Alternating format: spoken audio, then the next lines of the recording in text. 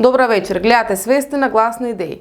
Традицијата на мртвите генерации кошмарно го притиска мозокот на живите. Ова го кажал Карл Маркс во 19-тиот век, но исто како да го кажал за Македонија, особено ако ги земеме во предвид вчерашните случувања. Македонија, земја на духови и земја во која мртвите се најважни и најживи луѓе во суштина. За нив се коментира речиси секојдневно по социјалните мрежи. Основана е историска комисија за правење криви дрини, а шовинистички клубови маскирани како културни никнуваат како печурки после дожд. Севкупно, бранувањето на духовите од минатото е загарантирано и за оваа бурна деценија во која живееме.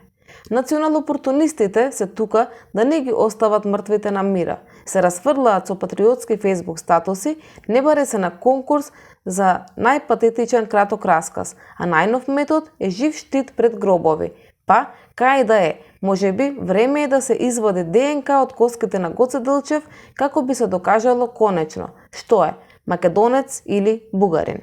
Ова би било скапа операција, но пари не треба да се жалат, затоа што потребен ни е екзактен доказ. Во моментот кога ќе се обезбеди, веднаш ќе престанат провокациите и ќе се врати транспарентноста. Многу пари ќе се заштедат со самото тоа што ќе нема потреба од ангажирање на 50% од полициските капацитети на МВР за роденденска журка, а новинарите нема да се жалат затоа што им се одбиени акредитациите. Се прашувате можеби колку кошта оваа национална операција, што можеби ќе побарува и праќање на генетските материјали по најдобрите лаборатории во светот. Без гајле, државата има начини како да ги штеди своите пари. На кого друг, ако не на живите. Секогаш има сектори од кои може да се скрати, например од здравството. Во врска со апелот за помош на пациентите со цистична фиброза ќе речете: чекајте, па за нив треба да се дополни буџетот за здравство, не да се скрати. На ова одговараме со: точно, сите земји во регионот веќе неколку години издвојуваат буџетски средства за овој лек, што значи дека сите тие години нашето Министерство за здравство штедело пари, кои сега треба да одлучи дали ќе ги даде за пациентите со цистична фиброза. И додека државата и собирачите на политички поени си имаат други приоритети, пациентите со цистична фиброза продолжија таму каде што застанаа минатата година, со протест пред клучни институции.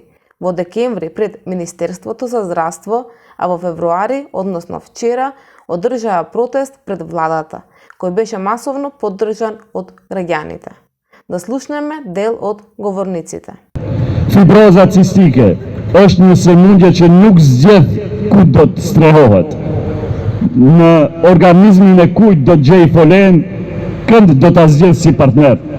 Fibroza cistike është sëmundje e rëndë, e pamëshirshme, progresive dhe e fshehtë, e cila manifeston pushtetin e saj në mënyrë të padukshme dhe lë gjurmë në pasojat fizike dhe emocionale.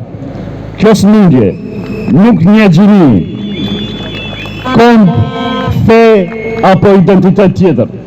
Nuk nje përcaktime me kënd dani pikpamjet çfarë të ardhme dëshironi. Pikërisht ky është shkaku pse kërkesat tona kanë peshë shumë të madhe. И допреа до многумина од вас и до многу луѓе кои ја следат постојано нашата борба дека секој живот е важен и секој на различен начин може да придонесе да ја збогати иднината и да биде корисен за општеството со соодветна поддршка од државата. Она што ми е многу важно да го пренесам не како еден од председателите на Асоциацијата за цистична фиброза, туку како мој личен став, е дека болеста не е наш единствен идентитет. Сите имаме мноштво на желби и афинитети, полиња во кои може да изразиме нашата креативност или умствени и интелектуални способности.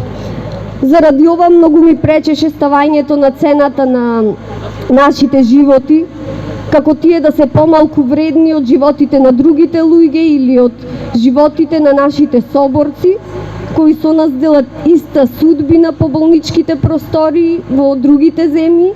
И пак ќе повториме дека ние сме пациенти, не бараме ништо повеќе од тоа што ни следува како здравствена помош и токму затоа сме денес тука да не забележат дека постоиме и дека ни е потребна терапија сега и веднаш.